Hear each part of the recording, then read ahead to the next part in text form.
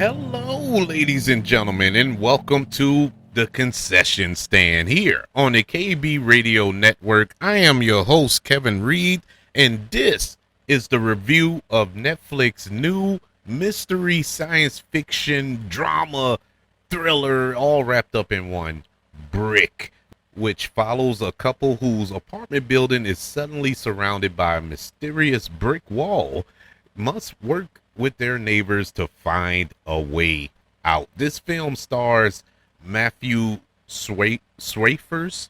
I believe I'm saying his name right. Pretty sure I'm saying it wrong, but he is the actor who I grew familiar with from Army of the Dead, which came out on Netflix a few years back, that was directed by Zack Snyder. He also uh, directed and starred in the prequel to that film, Army of Thieves, which was also on Netflix. And so I had an eye out for Matthews. So when I saw that he was starring in this film, I said, hey, I'll give it a shot, and starring alongside him is Rubio Fee, who I haven't seen in anything before, but keep in mind that this is a foreign film. This is a German film, and it is dubbed in English. At least my version was dubbed in English, and it didn't distract from the movie. It didn't take away from my viewing pleasure. Sometimes that does play a factor. I've watched a film about a month ago that came out on Netflix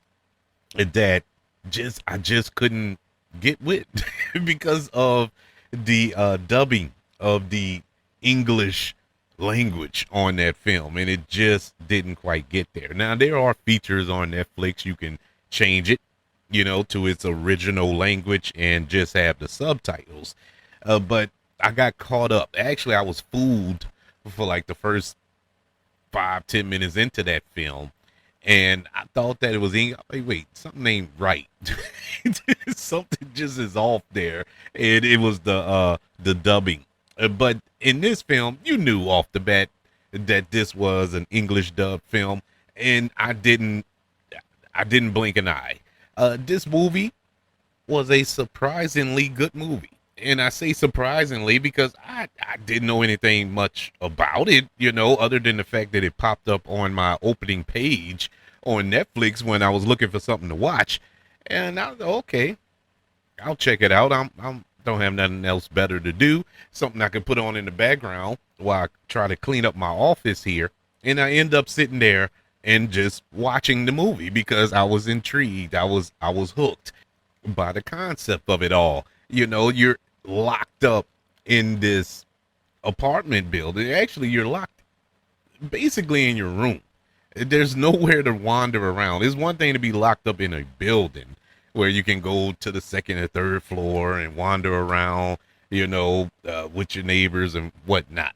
No, you're locked in your apartment, and these couples had to find a way out, by taking out walls, going through floors and ceilings, and getting to the basement and working their way back up and doing this. It was a lot going on, but it was interesting, because every room had a different couple that had a different story, that was going through something.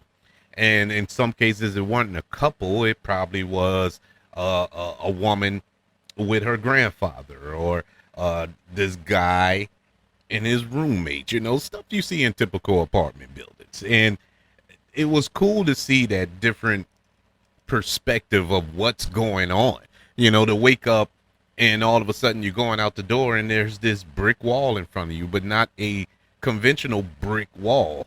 It is a alien type wall, or this nanotech type wall, and nothing can penetrate it. They tried to drill through it, tried to beat it with a sledgehammer, tried to chop it with an axe. They tried everything, shooting it, and nothing penetrated this wall. So they had to find other means to get around this apartment building. And working with a concept like this, the story can get stale really quick.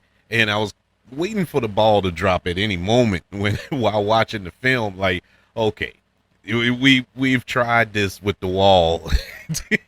we've tried this already. What else can we do? And they found a way to make every level, it was like a video game in some sorts. Every level had just as much, if not more, tension than the last, and it really kept you engaged.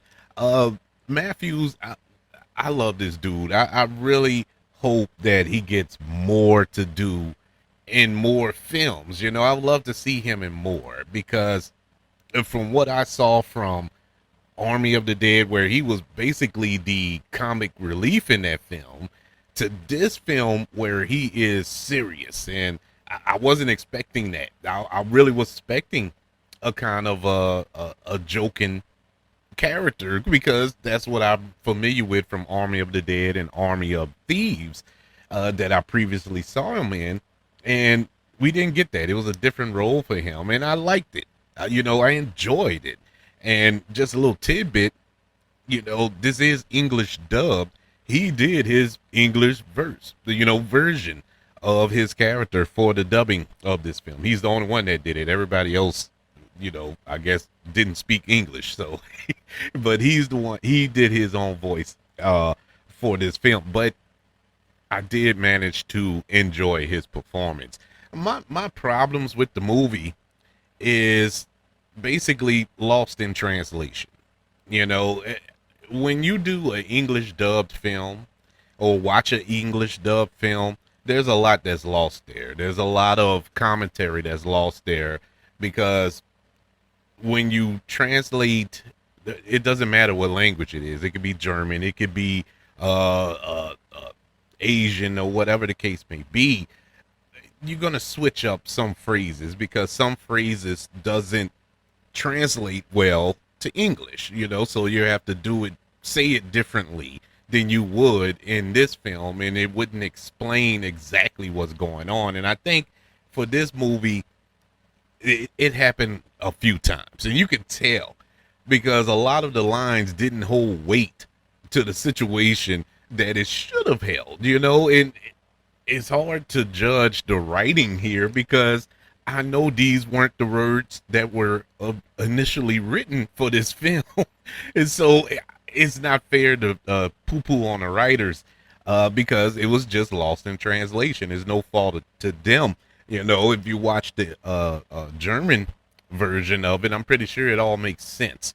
Some of the things that were being said. And that's not to say the English version didn't make sense, but it just had a lighter tone to some of the words that was being spoken, but we were in some real tense situations that just didn't fit that situation, you know. And that also applies to the acting. Aside from our lead actor, everybody else acting just looked bland, and I don't know how to describe it.